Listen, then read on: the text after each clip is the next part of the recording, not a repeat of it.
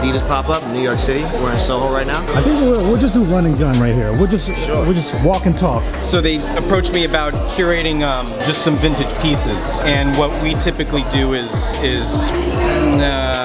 like a mix of essential stuff, a mix of collectible rare stuff, and a mix of just, you know, stuff that are everyday pieces that, because they're vintage and because they're worn and broken in, you end up wearing them every day because they're so comfortable. So every item has a different point value here.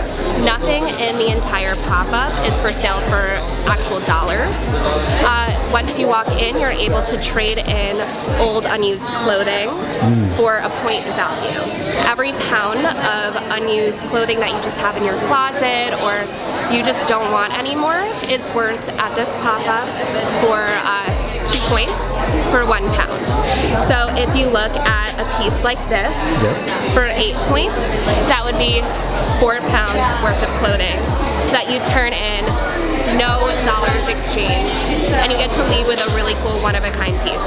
Adidas sees that every single piece of clothing should have another life.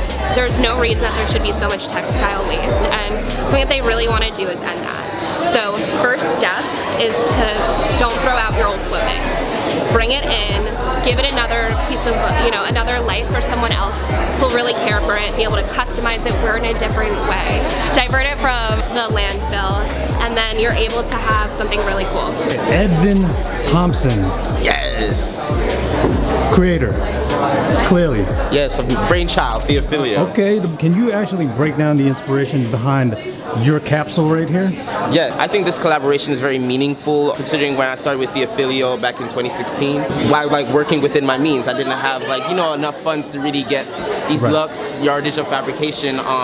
So I had to like, you know, really play around in the garment district and really you know, develop these relationships with street vendors and like, hey, can I get just the remaining of like this silk fabric and really bring it to like my home, my apartment back in Brooklyn and really create something new and reuse all the materials. Yeah, exactly. Reuse all the materials and create something really cool. And I think these being one-of-a-kind pieces, you know, this is like my first time kind of like diving into like streetwear per se. Okay. So I think like this activation is it definitely really speaks to like my ideals and just like really practicing sustainability. I mean, it's winter, so we wanted to create a puff collection.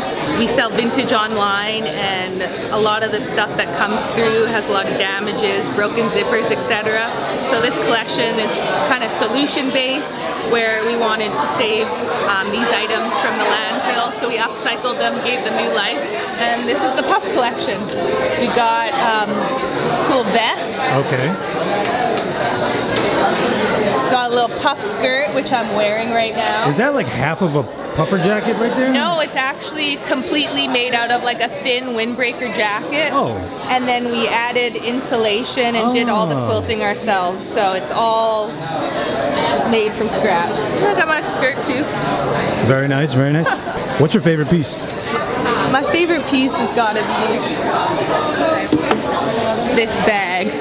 Oh. She's out of a jacket as well. Got the original jacket pocket there. This is the vibe. So we're here with David Steele from Adidas. He works in innovation.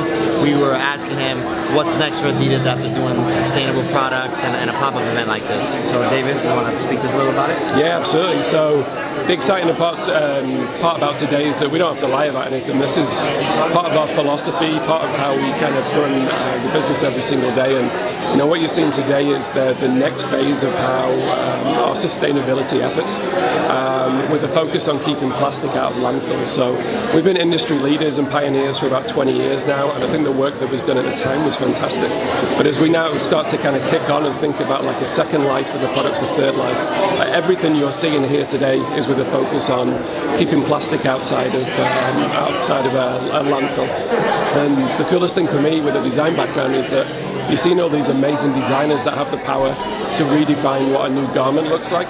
So we've slowly, educating other brands in the industry as well. And I think it's just an amazing opportunity to kind of look at product differently, and something that we're all held accountable at Adidas for. How fulfilling would you say it is to see how this has developed over time, then get to a space like you are today, and what do you think is next?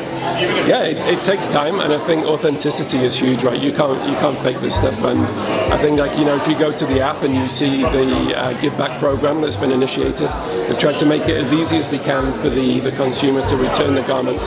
And there's a real plan and commitment by the brand. It's not a marketing event. It's something that's really authentic and that we're judged against. So right now, 60% of our product is sustainable. By 2025, we're looking to have 90%, and then by the time we get to 2030, we're looking for climate neutrality. So this is just the start of the journey, and you know, there's other brands as well that are working as part of a coalition to try and change the way that we do things. But the consumer has a lot of power. Our consumer is super smart, and they're asking for change, and that's what we need to do to service our consumer.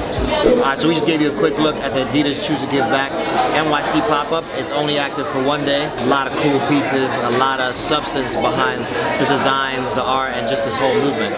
Good stuff. Peace.